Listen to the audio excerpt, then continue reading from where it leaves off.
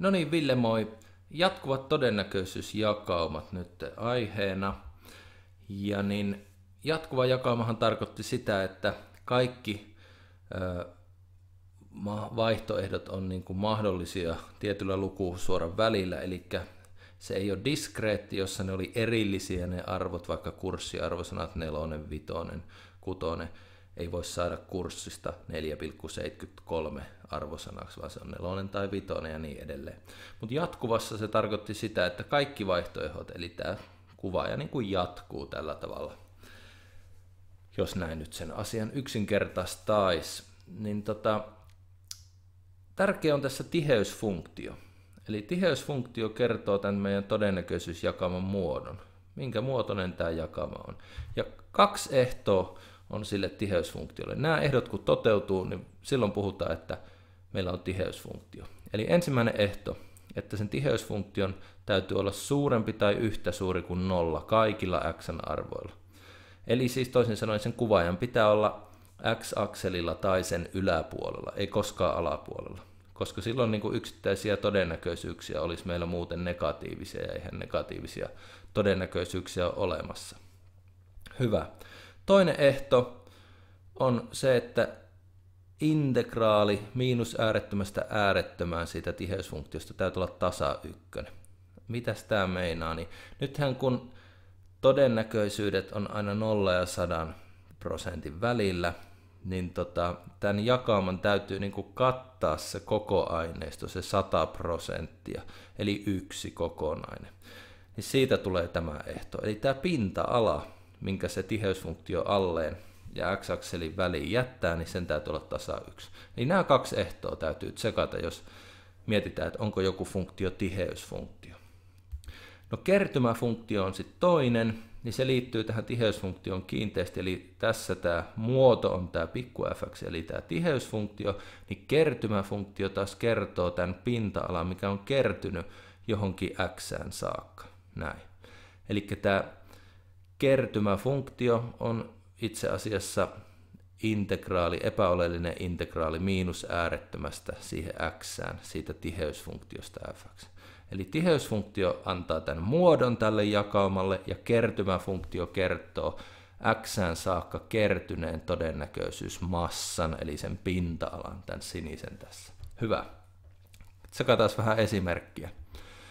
Pitäisi osoittaa, että tuommoinen funktio, 3 palassa määritelty, paloittain määritelty funktio on tiheysfunktio. Okei, käydään nämä 2 ehtoa läpi. Eka ehto, onko fx suurempi tai yhtä kuin 0 kaikilla x? No, nämä 2 palasta, ylin ja alin on 0, no ne on yhtä kuin 0 aina. Keskimmäinen on 1 per x, mutta sitä käytetään, kun x on 1 ja e, Nepperin luvun e välillä, niin silloinhan 1 per x on aina positiivinen.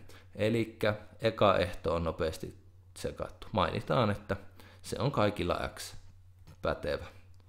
Toinen ehto, integroidaan miinus äärettömästä äärettömään. Meillä on 3 palasta, eli integroidaan aina paloittain sinne kohtaan saakka, missä meillä palanen vaihtuu. Eli miinus äärettömästä tuonne 1, 0, 1 e 1 per x ja estä äärettömään taas viikkoa palaa, joka on jälleen 0. Näin. Saadaan, no nollien integraalit on nollia, 1 per x on ln itseisarvo x, mutta koska integroimisväli on 1 e, niin itseisarvot voi jättää pois. Eli tulee 1 e lnx ja sijoitetaan ln e minus ln 1, saadaan tasan 1. Eli toinen ehto, toi pinta-ala on tasan 1, mikä toi paloittain määritelty funktio jättää itsensä ja x-akselin väliin. Eli näin ollen nämä 2 ehtoa, muistetaan vielä mainita, että näistä seuraa, että fx on tiheysfunktio. Hyvä. No, katsotaan tästä vielä sitten esimerkki kertymäfunktiosta.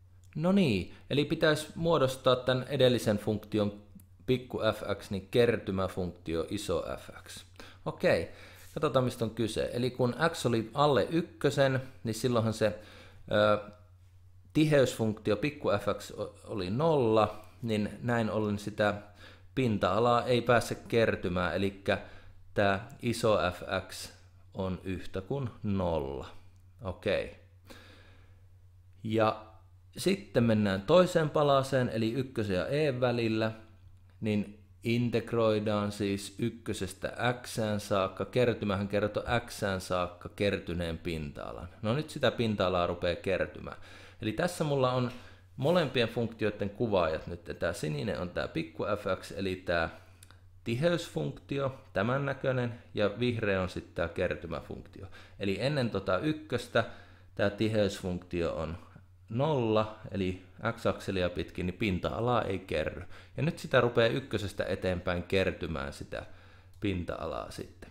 Eli tällä lailla nyt sitä kertyy. Ja nyt huomataan mielenkiintoinen yksityiskohta tässä näin. Eli nyt tuossa näkyy toi pinta-ala xään saakka, eli 0,44. Niin kun katsotte tämän kertymäfunktion ton pisteen koordinaatteja 1,55 ja y-koordinaatti 0,44. Eli se y-koordinaatti, eli se funktion arvo, on sama kuin tämä pinta-ala. Eli tämä kertymäfunktio todellakin kertoo suoraan meille se funktion arvo, niin aina tämän tiheysfunktion ja x-akselin väliin jäävän pinta-ala. Eli molemmista saadaan se sama informaatio selville, mutta tämä kertymäfunktio kertoo suoraan sen meille. Sen tehtävä on kertoa aina, mikä on tämä pinta-ala. Se niin kuin kerran muodostetaan se funktion lauseke, niin sitä ei tarvitse joka kerta erikseen integroida, vaan sitten voidaan vain sijoittaa se haluttu kohta x tonne, niin saadaan suoraan se kertymän, eli ton pinta-alan määrä. Hyvä. No jatketaan. Eli täällä kun katsotaan muistiinpanoista, niin siis integroidaan ykkösestä x 1 per x. Saadaan ln x kertymäfunktion lausekkeeksi. Eli kertymäfunktio on ykkösestä e välillä ln x. Itseisarvot voi jättää pois, koska ollaan positiivisten lukujen välissä. No sitten tämä, missä moni tekee itse asiassa virheen, tyypillisin virhe ehkä tässä, niin kun tiheysfunktio on täällä taas 0, niin moni ajattelee, että 0 integraalihan on 0, eli kertymäfunktioonkin tulisi 0, mutta ei.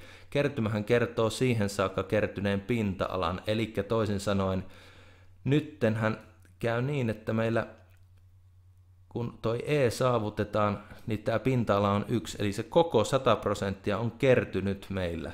Eli sen jälkeenhän se kertymän arvo on koko ajan 1, näkyy tällaisena vaakaviivana toi kertymäfunktion kuvaaja sitten. Eli sen, kun x on yli e, niin se koko 100% on kertynyt. Eli ei nollaa tonne missään nimessä, vaan 1 näin.